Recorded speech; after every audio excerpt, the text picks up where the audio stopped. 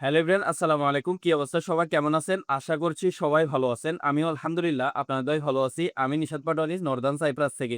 Northern সাইপ্রাসের সমসাময়িক সকল বিষয় নিয়ে আনসিন সাইপ্রাস ইউটিউব চ্যানেলের মাধ্যমে আপনাদেরকে জানানোর চেষ্টা করি। তারই ধারাবাহিকতায় আজকেও নর্দার্ন সাইপ্রাসের কিছু বিষয় নিয়ে কথা বলব। আশা করছি পুরো ভিডিও দেখবেন। যদি ভালো লাগে অবশ্যই লাইক, কমেন্ট করে দিবেন।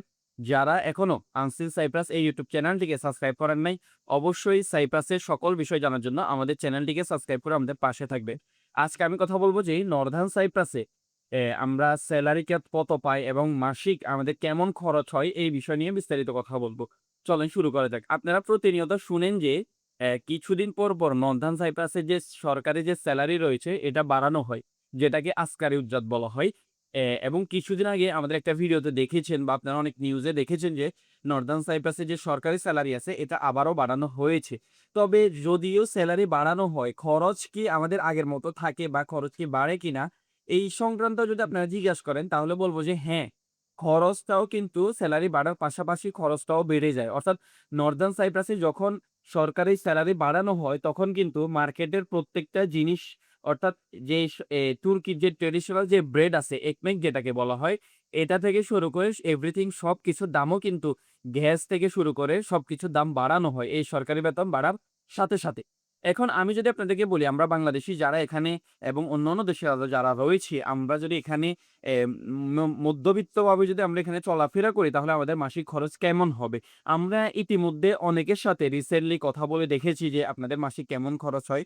তো আমাদেরকে যেমনটা উনারা জানিয়েছেন সেটা হচ্ছে আপনি যদি মানি মাছ, মাংস এবং এই ডাল, ডাল, ডাল, আলু এগুলা দিয়ে মিলেই যদি আপনি অর্থাৎ মধ্যবিত্ত একটা ফ্যামিলি যেভাবে চলে সেভাবে যদি আপনি খাওয়া-দাওয়া করেন তাহলে হচ্ছে এই দেশি ৪ থেকে ৫,০০০ লিরা আপনার প্রতি মাসে খরচ হয় এমনটা আমরা জানতে পেরেছি। তবে এখানেই যেমনটা দেখা যায় যে বাংলাদেশী ৪-৫ জন একসাথে মিলে তারা মেস সিস্টেম করে সেই হিসাবে খায়। যদি সেই হিসাবে খায় তাহলে খরচটা ৪-৫,০০০ লিরার ভিতরে হয়ে যায়। যেটা বাংলা টাকায় যদি আমরা কনভার্ট করি তাহলে দেখা যায় যে ১২ থেকে ১৫,০০০ টাকা বাংলা টাকায় এই টাকার মধ্যে মাসিক খরচটা হয়ে যায়। তবে খরচের বিষয়টা একান্ত আপনার ব্যক্তিগত বিষয়। আপনি যদি এই বিষয়ে যদি আরো বেশি খরচ করেন সেটাও আপনার ব্যক্তিগত বিষয়। তবে সর্বনিম্ন না বলে আমি মধ্যবিত্ত সেটা বলেছি। সেটা হচ্ছে বাংলার ৫,০০০ বাংলার ১৫,০০০ টাকার মধ্যে অর্থাৎ এদেশি ৫,০০০ লিরার মধ্যে কিন্তু আপনার মাসিক খরচটা হয়ে যাবে। তবে অনেকেই আছে যে প্রতি মাসে অর্থাৎ দেখা যায় যে গরুর মাংস এবং অন্যান্য আরো যে সমস্ত ভালো খাবার আছে সেটা খায়। তাদের হয়তো খরচটা আরো বেশি পড়ে। বেশি বলতে তাদেরও দেখা যায় যে এদেশি ৮ থেকে ১০,০০০ লিরার মতো খরচ হয় যেটা বাংলা টাকায় কনভার্ট করলে ২৫ থেকে ৩০,০০০ টাকার মধ্যে তাদের হয়। তবে এটা হচ্ছে সবচাইতে বেশি যদি আপনি খরচ করেন। তবে খরচের কথা যদি আরেকটা বিষয়ে বলি সেটা হচ্ছে নর্দার্ন সাইপ্রাস আপনি থেকে যদি এখানকার যেই পরিবেশ ওইভাবে যদি আপনি চলতে চান যে সিগারেট এবং এখানকার যে সমস্ত এ এ আরো যেই সমস্ত খারাপ দিকগুলি আছে এগুলোতে যদি আপনি পড়ে যান তাহলে দেখা যাবে আপনার পুরা সেলারিটাই এটার পিছনে খরচ হয়ে যাবে বা শেষ হয়ে যাবে।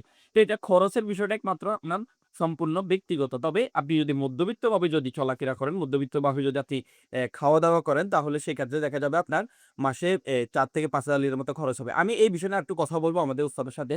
उस्ताद आप लोग इधर मेस में खाना खाते हैं ना? कितने बंदे खाते हैं इस साथ में? ये 8 बंदे का देते 8 बंदे खाते हैं। एक बंदा का हर महीना कितना खर्चा आ जाते हैं? यानी ऊपर नी तकरीबन 3, 4, 5 हज़ार चला जाता है। ৫,০০০ এই দেখে আমি যে কথাটা বলছি সেটাই। মানে উনারা ৮ জন একসাথে এখানে খাওয়া-দাওয়া করেন।